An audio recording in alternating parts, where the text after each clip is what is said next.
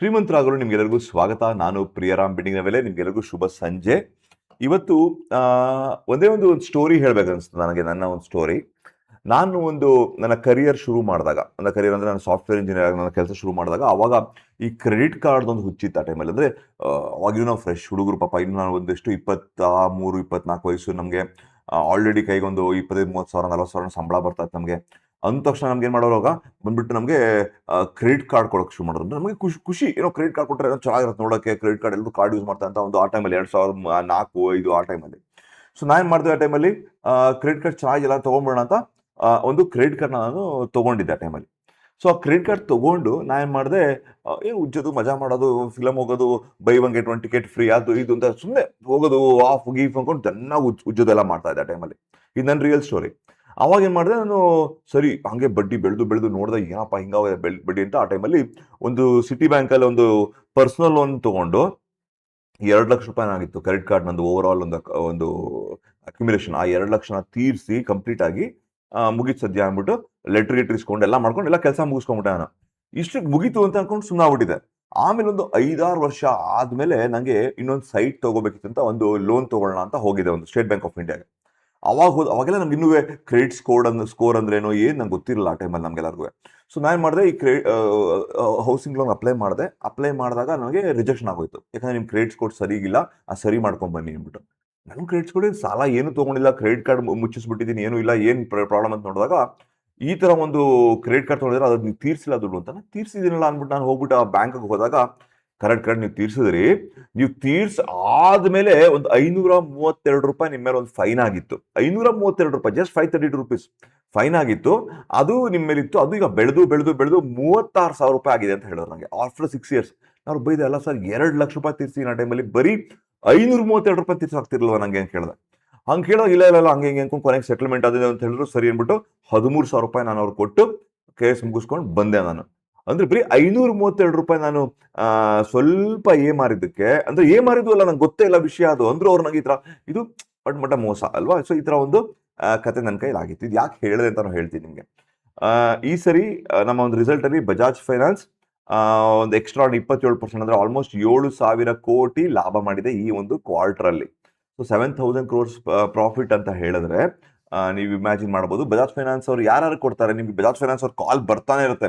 Loan ಬೇಕಾ, ಓಡಿ ಬೇಕಾ, ಅದು ಬೇಕಾ, ಇದು ಬೇಕಾ ಅಂತ ಲೋನ್ ಬರ್ತಾ. ಒಂದು 4 ಲಕ್ಷ ಕೋಟಿ ಅಷ್ಟು ಅವ್ರದ್ದು AUM, ಅಂದ್ರೆ 3,20,000 ಕೋಟಿಯಿಂದ 4 ಲಕ್ಷ ಕೋಟಿ ಒಂದು ಇನ್ಕ್ರೀಸ್ ಆಗಿದೆ ಅವ್ರದ್ದು ಒಂದು ಸಾಲ ಕೊಡುವಿಕೆ. ಅಂದ್ರೆ ಅರ್ಥ ಮಾಡ್ಕೊಳ್ಳಿ, ಬಜಾಜ್ ಫೈನಾನ್ಸ್ ಅಲ್ಲಿ ಸಾಲ ತಗೊಳ್ಳೋರು ಯಾರು ಮಿಡ್ಲ್ ಅಥವಾ ಲೋವರ್ ಮಿಡ್ಲ್ ಕ್ಲಾಸ್ ಜನ ಅಥವಾ ಪುವರ್ ಕ್ಲಾಸ್ ಜನ ಇರ್ಬೋದು.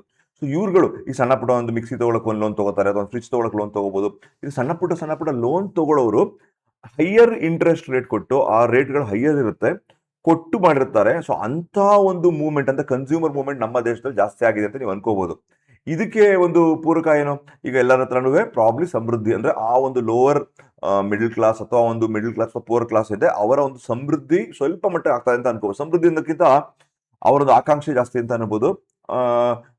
ಫ್ರೀ ಆಗಿ ₹2,000 ಸಿಗ್ತದೆ, ಅದಕ್ಕೆ ಏನಾದ್ರು ಸೇರಿಸಿ ಒಂದು ತಗೊಳ್ಳೋಣ, ಸ್ವಲ್ಪ ಎಕ್ಸ್ಟ್ರಾ ಲೋನ್ ತಗೊಂಡು ಮಾಡ್ಕೊಳ್ಳೋಣ, ಈ ತರ ಎಲ್ಲ ಕೆಲಸಗಳನ್ನ ಮಾಡಿ ಅವರು ಆ ಒಂದು ಆಕ್ಟಿವಿಟಿ, ಕರ್ನಾಟಕ ಮಾತ್ರ ಅಂತಲ್ಲ ಓವರ್ ಇಂಡಿಯಾದಲ್ಲಿ ಆ ಒಂದು ಸೆಕ್ಟರ್ನ ಒಂದು ಬೆಳವಣಿಗೆ ಆಗ್ತಾ ಇದೆ. ಅವರ ಒಂದು ಲೈಫ್ ಬೆಳವಣಿಗೆಗಿಂತ ಎಕನಾಮಿಕಲ್ ಬೆಳವಣಿಗೆ ಎಲ್ಲ ಲೈಫ್ ಸ್ಟೈಲ್ ಅಲ್ಲಿ ಬೆಳವಣಿಗೆ ಆಗ್ತಿದೆ ಅಂತ ನೀವು ಅನ್ಕೋಬಹುದು. ನೋಡಿ, ಒಂದ್ ತಗೊಂಡ್ರೆ ಇನ್ನೊಂದು ಬೇಕು ಅನ್ಸುತ್ತೆ. ಈಗ ಒಂದು ಟಿವಿ ತಗೊಂಡ್ರೆ ಅದಕ್ಕೊಂದು ಕೂತ್ಕೊಂಡು ನೋಡಕ್ ಫ್ಯಾನ್, ಒಂದು ಸೋಫಾ ಇಟ್ಕೊಂಡ್ರೆ ಚೆನ್ನಾಗಿರುತ್ತೆ, ಒಂದು ಸೌಂಡ್ ಸಿಸ್ಟಮ್ ತಗೊಳ್ಳೋಣ. ಆ ತರ ಒಂದಕ್ಕೊಂದು ಎಂಡೇ ಇಲ್ಲ. ಮಾನವ ಸೈ ಕೊನೆಯಲ್ಲಿ ಅಂತ ರಾಜ್ಕುಮಾರ್ ಹೇಳ್ತಾರಲ್ಲ, ಆ ತರ ಒಂದು ಕಂಟಿನ್ಯೂಷನ್ ಇದು ಆಗ್ತಾ ಹೋಗುತ್ತೆ. ಸೊ ಈ ಒಂದು ಬೆಳವಣಿಗೆ ಬಜಾಜ್ ಫೈನಾನ್ಸ್ ನ ಒಂದು ಗ್ರೋತ್ ನೋಡಿದ್ರೆ ನಿಮ್ಗೆ ಗೊತ್ತಾಗ್ತಿದೆ. ಸೊ ಸ್ಟಾರ್ಟಿಂಗ್ ಒಂದು ಸ್ಟೋರಿ ಹೇಳಿದೆ, ಅದಾದ್ಮೇಲೆ ಈ ಒಂದು ಸ್ಟೋರಿ ಹೇಳಿದೆ, ಇನ್ನು ಕೆಲವು ಸ್ಟೋರಿಗಳು ಹೇಳ್ತೀನಿ. ಲಾಸ್ಟ್ 4 years ಅಲ್ಲಿ ಮಿನಿಮಮ್ ಬ್ಯಾಲೆನ್ಸ್, ಆಯ್ತಾ, ಇದು ಪಾರ್ಲಿಮೆಂಟ್ ಅಲ್ಲಿ ಸಬ್ಮಿಟ್ ಮಾಡಿದಂತ ರಿಪೋರ್ಟ್. ಲಾಸ್ಟ್ 4 years ಅಲ್ಲಿ ಬ್ಯಾಂಕ್ಗಳಿಗೆ ಮಿನಿಮಮ್ ಬ್ಯಾಲೆನ್ಸ್ ಅಕೌಂಟ್ ಮೇಂಟೈನ್ ಮಾಡದೇ ಇರೋದಕ್ಕೆ 26,000 ಕೋಟಿ ಕಲೆಕ್ಷನ್ ಮಾಡಿದಾರಂತ. 26,000 ಕೋಟಿ, ಸಣ್ಣ ಪುಟ್ಟ ಅಲ್ಲ ಸರ್, 26,000 ಕೋಟಿ. ಈ ಮಿನಿಮಮ್ ಬ್ಯಾಲೆನ್ಸ್ ನ ಯಾರು ಮೇಂಟೈನ್ ಮಾಡಲ್ಲ ಹೇಳಿ ನೋಡೋಣ? ಮೇಂಟೈನ್ ಮಾಡದೇ ಇರೋರು ಅಗೇನ್ ಲೋವರ್ ಮಿಡಲ್ ಕ್ಲಾಸ್ ಅಥವಾ ಪೂರ್ ಕ್ಲಾಸ್. ಪಾಪ ಇವರೇನೆ ಮಿನಿಮಮ್ ಬ್ಯಾಲೆನ್ಸ್ ಮೇಂಟೈನ್ ಮಾಡಕ್ ಆಗದಲ್ಲ.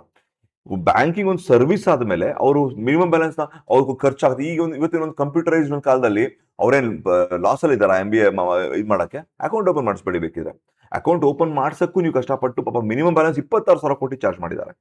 ಕ್ರೆಡಿಟ್ ಕಾರ್ಡ್ದು ವರ್ಷಕ್ಕೆ, ಆಯ್ತಾ, ಅವರು ಇದೊಂದು ನಂಬರ್ ಸ್ವಲ್ಪ ಅಕ್ಕಪಕ್ಕ ಇರ್ಬೋದು, credit card late payment fees ಮತ್ತೆ ಆ ಫೀಸು ಈ ಫೀಸು ಅಂತ ವರ್ಷಕ್ಕೆ 6,000 ಕೋಟಿ ಕಲೆಕ್ಷನ್ ಮಾಡ್ತಾ ಇದ್ದಾರೆ.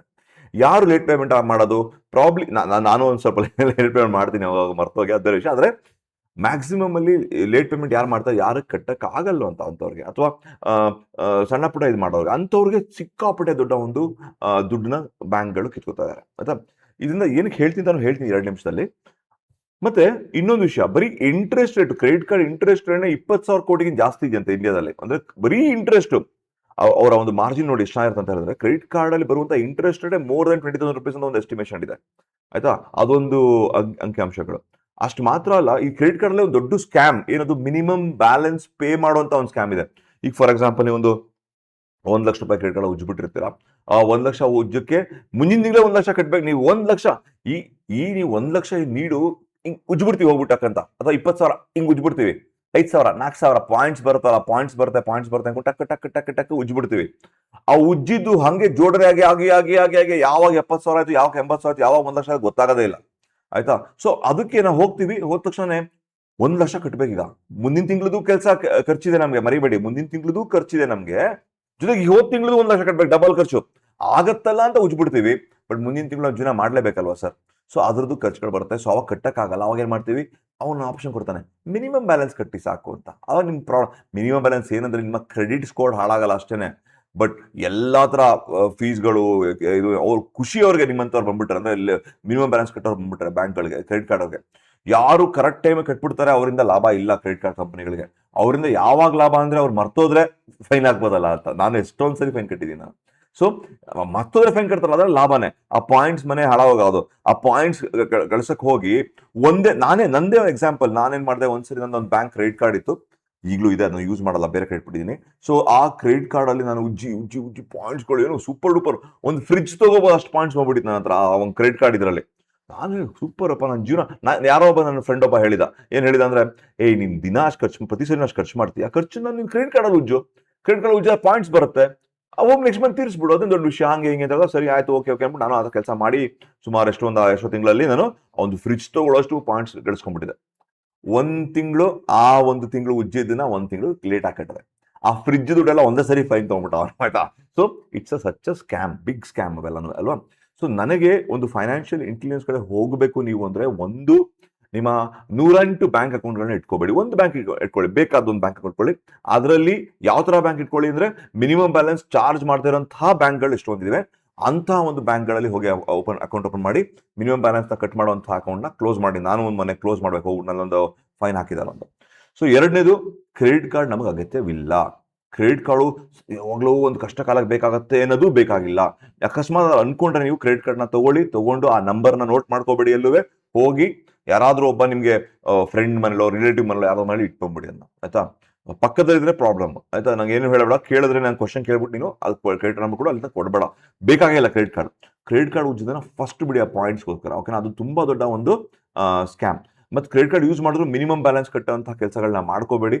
ಅದನ್ನ ಬೇಕಾದ್ರೆ EMI ಕನ್ವರ್ಟ್ ಮಾಡಿ ಅದನ್ನ ಮಾಡೋದು ಸ್ವಲ್ಪ ಬೆಟರ್. ಅದು ತುಂಬಾ ಇಂಟ್ರೆಸ್ಟ್ ಚಾರ್ಜ್ ಮಾಡ್ತಾರೆ, ಬಟ್ ಅದನ್ನ ಮಿನಿಮಮ್ ಬ್ಯಾಲೆನ್ಸ್ ಅಕೌಂಟ್ ಕಟ್ ಮಾಡ್ಬಿಟ್ಟು ಮಾಡಕ್ ಹೋಗ್ಬೇಡಿ. ಓಕೆ, ಇದು ವೆರಿ ವೆರಿ ಸ್ಮಾಲ್ ಒಂದು ಫೈನಾನ್ಷಿಯಲ್ ಒಂದು ಇಂಟೆಲಿಜೆನ್ಸ್ ಕೆಲಸಗಳು ಆಯ್ತಾ. ಈ ತರ ಒಂದು ಕೆಲಸ ಮಾಡಿದ್ರೆ ನಾವು ದೊಡ್ಡ ವಿಷಯಗಳನ್ನ ನಾವು ಸೇವ್ ಆಗಬಹುದು, ಓಕೆನಾ.